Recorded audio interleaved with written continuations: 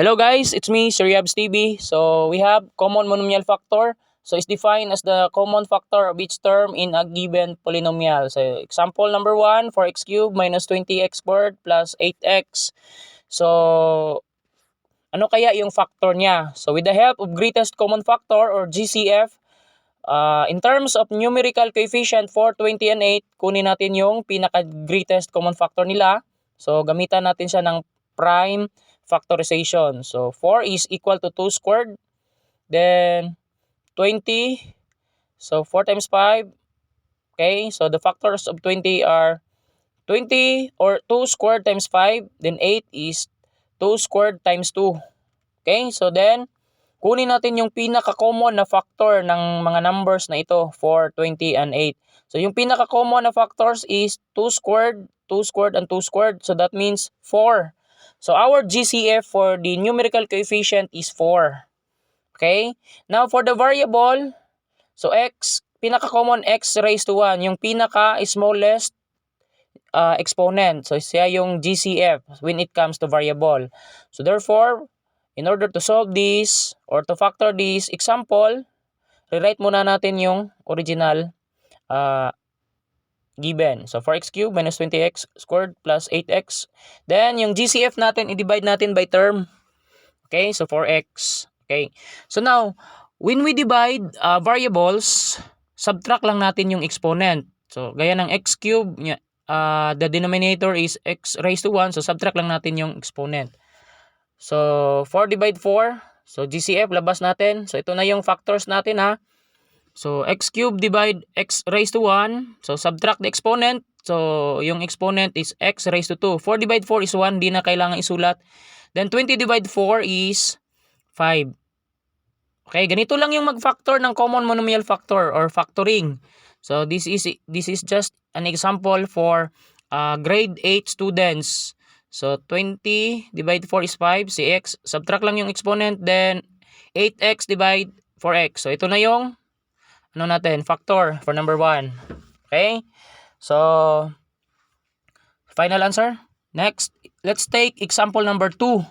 So example number 2, the numerical coefficient is 9, 18, and 27. So therefore, gamitan natin siya ng prime factorization. Prime factorization is effective when it comes to bigger number. Okay? Pero dito sa 9, 18, and 27, madali lang sana. Pero pinakita ko lang yung prime factorization. Okay? So klarong-klaro dito na yung common or greatest common factor ng 9, 18, at 27 is just 9. So kaya 3 squared yung pinaka-common nila. So that is 9. Okay? When it comes to bigger number, gamitan natin siya ng prime factorization. Pero ito kaya lang ng kaya lang natin tingnan kung ano yung GCF. Pero pinakita ko lang dyan paano siya kunin. Okay? So GCF for the numerical coefficient 9. Then when it comes to variable, let's take the smallest exponent. So therefore, our GCF 9x squared, ito yung i-divide natin by term. Okay? So that yung another partner or factor niya, so yun na yun, yung quotient. Okay, so divide lang natin by term ng GCF. So 9x squared, siya yung i-divide natin by terms. Okay, so yung GCF, pag magkuha tayo ng factors, automatically si GCF nandyan sa labas. So 9x squared, ito na yung isang factor. Then another factor, yung mga quotient, nasa loob ng parentheses. So 9 divide 9 is 1, di na kailang isulat. Then 4, when it comes to exponent, 4 minus 2 is 2. So that means x squared. Then 18 divide 9 is 2. Then subtract lang ha, basta variable, subtract lang natin yung exponent. Then sa number, divide talaga. Okay? So yun yung process ng mag-divide ng variables, yung i-subtract lang yung exponent. Okay? So dito tayo, number 3. So hindi na natin gamitan ng prime factorization kasi nga 5, 15, and 25, klarong-klaro yung pinaka-common nila is 5 or the GCF. So therefore, right, GCF 5, and when it comes to x, let's take x raised to 3 and y raised to 2. Kasi si y raised to 2 siya yung pinakamaliit na exponent. Okay, so sulat natin siya or divide natin siya by term. Yung i-divide natin by term, yan yung mga greatest common factor natin. Okay, so the factor of this example number 3 or this polynomial is 5x cube y squared, siya yung nasa labas. Then another factor is that the quotient of that term or by term. So 5 divide 5, 1. Yung exponent 5 at 3, subtract. So the remaining x squared na lang. Then si y squared, pag i-subtract natin 0 yung exponent. So that means 1, hindi na isulat. Then 15 divide 5 is 3. Okay, the same process with 1 and 2. Then sundin lang natin ang sign, minus at saka plus. Okay, so 25 divide 5 is 5. X cube divide x cube, that is 1. So di na isulat. Then 4 minus 2 is 2. So y squared. Okay, yan yung factor ng example number 3. Now let's take another example. I think this is just last example, number 4.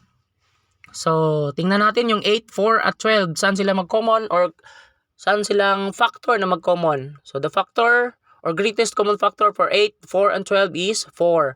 Then so variable again, let's take the smallest exponent.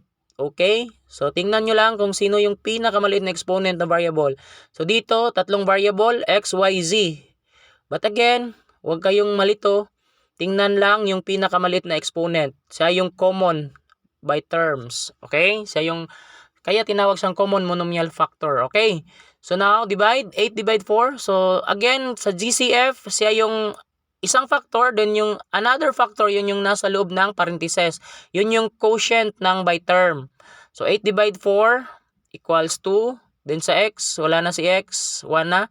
Okay, si y raised to 5 minus y raised to 3 or divide. So y raised to 2 na lang yung naiwan. Si z, di na isulat kasi 1. So 4 divide 4, hindi na rin isulat. So variable na lang, x, then y raised to 1. Okay, then z raised to 1. Okay, minus. So the same operation lang, kopyahin lang yung operation ng given. So that means the factor of example number 4. Okay, so I guess or I think you learned something from it. Okay, follow for more. Thank you and God bless. Bye-bye.